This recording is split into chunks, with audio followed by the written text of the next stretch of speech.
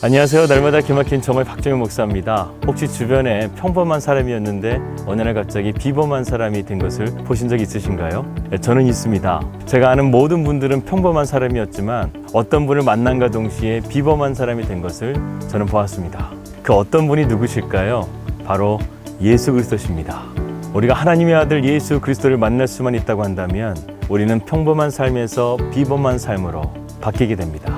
오늘은 특별히 예수님께서 십자가에 달려 돌아가시기 전 제자들과 함께 최후의 만찬을 드리는 성모교일입니다.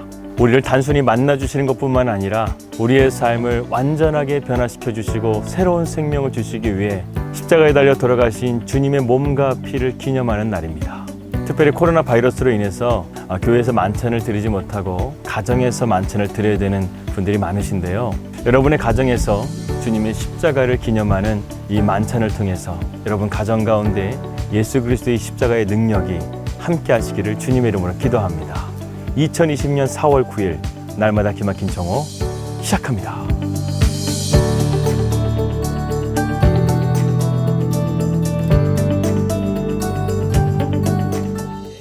고대 이스라엘인들에게 6월절은요, 역사 속의 한 중요한 사건을 기념하는 날이었습니다. 예수님이 오시기 전 1000년 전에 이스라엘 백성들은 애굽의 노예가 되어서 비참한 삶을 살았죠. 하나님께서는 바로의 고집을 꺾으시기 위해서 이스라엘에게 10가지 재앙을 내렸습니다. 그리고 이제 9가지 재앙이 지나고 10가지 재앙 1개만 남았습니다. 바로 그 재앙은 죽음의 재앙이었습니다. 그런데 이 재앙은요, 이스라엘 백성들도 피할 수 없는 재앙이었습니다. 유대인이나 애굽인이나 모든 사람 할 것 없이 다 이 죽음을 피할 수 없었던 것이었죠. 그런데 하나님께서는 이스라엘 백성들에게 피할 수 있는 유일한 길을 하나 알려주셨는데 그것은 바로 6월절에 어린 양을 잡는 것입니다. 그 피를 문설주와 문간에 바르면 그 죽음의 재앙이 피해갔던 것이죠. 그날 밤은 집집마다 어린 양이나 아들들이 죽어나갔습니다. 어린 양의 피라는 대성물 아래 숨지 않은 집은 이 죽음의 재앙을 피할 수가 없었습니다. 하지만 이 어린 양의 피를 바른 집은 죽음의 재앙이 넘어갔습니다. 그래서 6월절을 우리가 패스오버, 넘어갔다라는 의미를 가지고 있습니다. 하나님께서는 이스라엘 백성들을 출애굽하시고 약속의 땅으로 인도하시기 위해서 이 방법을 사용하셨던 것입니다. 그래서 그때부터 지금까지 이 6월절은요, 이스라엘 백성들에게 가장 큰 절기가 되었습니다. 6월절의 만찬에는요, 특별한 형식이 있다고 합니다. 사회자가 포도주 잔을 들고 이 6월절의 의미를 설명하면서 먹는 것입니다. 이때 4개의 포도주 잔을 준비하는데요. 이것은 하나님께서 출애굽기 6장 6절에서 7절 말씀에 나오는 4가지의 약속을 의미하는 것이라고 합니다. 첫 번째 잔은 애굽에서 탈출한 하나님의 은혜, 두 번째 잔은 종살이에서의 해방시켜 주신 은혜, 세 번째 잔은 죽음에서 하나님의 능력을 통한 구원의 은혜, 네 번째 잔은 하나님과의 새로워진 관계에 관한 약속입니다.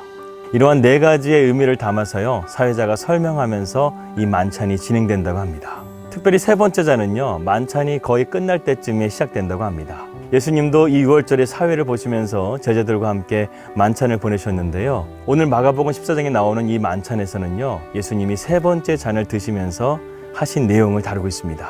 세 번째 잔의 의미는요, 하나님의 능력을 통한 구원의 은혜를 설명하면서 마시는 순서입니다. 그런데 예수님께서 이 의식을 하시면서요, 갑자기 돌출 행동을 하십니다.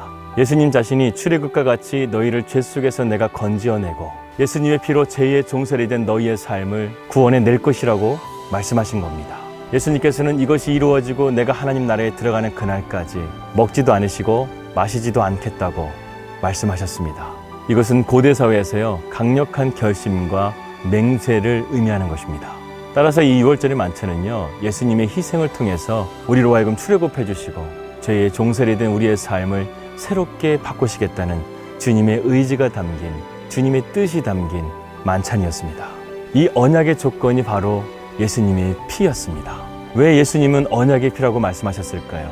바로 아담으로부터 시작된 우리 인류의 원죄에 대한 형벌을 구속하여 주시고 우리가 하나님의 나라에 들어가서 하나님과 함께 만찬을 나눌 것을 약속하는 언약의 피였던 것입니다. 예수님은 하나님의 나라를 큰 잔치집에 비유하시곤 하셨습니다. 그 은혜를 친히 준비하시기 위해서 주님이 친히 십자가를 지신 것입니다. 그래서 우리가 십자가의 구속의 은혜를 믿고 하나님을 영접하게 되면요, 우리는 이 세상에 고난에 쓴 음식이나 고난에 쓴 물이 아니라 하나님의 나라에 가서 영광의 음식을 먹게 될 줄을 믿습니다. 그 그 은혜를 준비하시기 위해서 하나님께서는 자신의 몸과 자신의 피를 우리를 위해서 흘리신 것이었습니다. 여러분에게 가장 값진 보물은 무엇입니까? 저는 가만히 생각해 보니까 사랑하는 가족만큼 저에게 값진 것은 없더라고요. 그렇다고 한다면 하나님에게도 가장 값진 것은 무엇일까요? 바로 당신의 독생자 예수 그리스도셨습니다. 따라서 세상에서 가장 위대한 분이 희생 제물이 되셨다는 것은요, 그야말로 돈으로도 그 어떤 것으로도 환산할 수 없는 것이었습니다. 예전에 저희 딸 윤설이가 아기 때였는데요, 갑자기 열이 치솟아서 응급차를 타고 병원에 간 적이 있었습니다. 정말 그 가는 시간이 지금도 생생한데요, 그 순간 부모의 마음이 이런 것이구나, 그때 저는 그것을 깨달았습니다. 정말 제가 아프고 싶더라고요. 정말 제가 죽고 싶더라고요. 그런데 하나님께서 그렇게 아끼시는 독생자 예수 그리스도를 바로 저와 여러분을 위해서 희생 제물이 되게 하셨다는 겁니다. 아마도 만약에 제 자식을 그렇게 했다고 한다면요, 세상 사람들은 분명하게 저를 미쳤다고 할 것입니다. 그래서 바울이 이렇게 말하지 않습니까? 세상 사람들은 복음을 미련한 것으로 본다는 거예요. 도저히 우리의 상식으로, 우리의 생각으로는 이해가 되지 않는다는 것입니다. 어떻게 사랑하는 자식을, 그것도 가장 큰 형벌인 십자가에 매달려 죽게 할 수 있느냐 이것입니다. 하지만 하나님은 하셨습니다. 왜냐하면 주님의 십자가가 없이는 저와 여러분, 그리고 여러분의 자녀들이 그 십자가의 형벌을 당해야만 했기 때문에 그렇습니다. 주님한테 이렇게 묻고 싶어요. 주님, 왜 그러셨습니까? 이렇게 묻는다면 주님은 이렇게 말하지 않으실까요? 사랑하기 때문에, 내가 너를 사랑하기 때문에 내가 십자가를 지었단다, 이렇게 말씀하지 않으실까요? 주님의 이 희생과 용서와 사랑의 힘은요, 죄의 힘을 무력화시켰습니다. 마귀 사탄을 패배시켰습니다. 사망을 패배시켰습니다. 여러분, 이것이 바로 십자가의 능력입니다. 전도 집회로 전 세계 수억 명의 사람들에게 복음을 증거한 고 빌리 그레이엄 목사님, 제가 이곳 뉴질랜드에 와서요, 영어 공부를 하려고 그분의 말씀들을 동영상으로 보고 있는데요, 그분의 말씀은요, 미사구가 없어요. 자기 얘기가 없어요. 어쩔 때는 그대로 하나님의 말씀을 선포하는 것밖에 없습니다. 그분은 십자가의 복음을 증거했어요. 그런데 그분의 집회에서요, 수많은 사람들이 그 십자가의 복음 앞으로 눈물을 흘리며 나오는 것을 보게 됩니다. 세상 사람들이 보기에 십자가는 미련한 것 같지만 십자가를 믿는 우리는 알고 있습니다. 십자가가 바로 능력이라는 것, 그 능력의 증거가 바로 저와 여러분입니다. 사랑하는 여러분, 오늘은 6월절 만찬이 있는 날입니다. 주님의 만찬은 이 땅에서 고난의 음식과 쓴물이었지만 이것을 먹고 나누는 자는 훗날 주님의 나라에서 주님과 함께 최고의 만찬을 누리게 될 것입니다. 오늘 준비하신 주님의 몸과 피인 떡과 포도주를 마시면서요, 예수님의 십자가의 의미를 더 깊이 묵상하시는 저와 여러분들이 되시기를 주님의 이름으로 기도합니다. 주님은 이제 모든 율법의 완성이 되시기 위해서 자신의 몸과 피를 드리기 위해 준비하셨습니다. 그리고 그 언약의 피는 오늘까지 저와 같은 연약한 영혼에게까지 새로운 생명을 주셨습니다. 그 피의 대가는 십자가였습니다. 하나님이 물과 피를 다 쏟으심을 통해서 우리에게 주신 큰 대가였습니다. 주님, 우리를 용서하여 주십시오.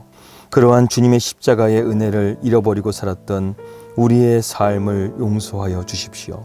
이제는 주님의 은혜의 자리로, 십자가의 자리로 우리가 돌아가서 겸손과 순종으로 주님의 십자가의 길을 따르게 하여 주시옵소서. 예수님의 이름으로 기도합니다. 아멘. 오늘의 기도입니다. 이곳 뉴질랜드 땅 가운데 성령의 새바람이 불 수 있도록 기도해 주시고요. 그리고 저희 가정이 이곳 뉴질랜드에서 처음으로 맞이하는 6월절 만찬입니다. 주님의 십자가를 깊이 묵상하는 그런 6월절 만찬을 통해서 우리가 더욱더 십자가의 능력을 붙들고 이곳 뉴질랜드에서의 사역들을 잘 헤쳐나갈 수 있도록 기도해 주시길 바라겠습니다.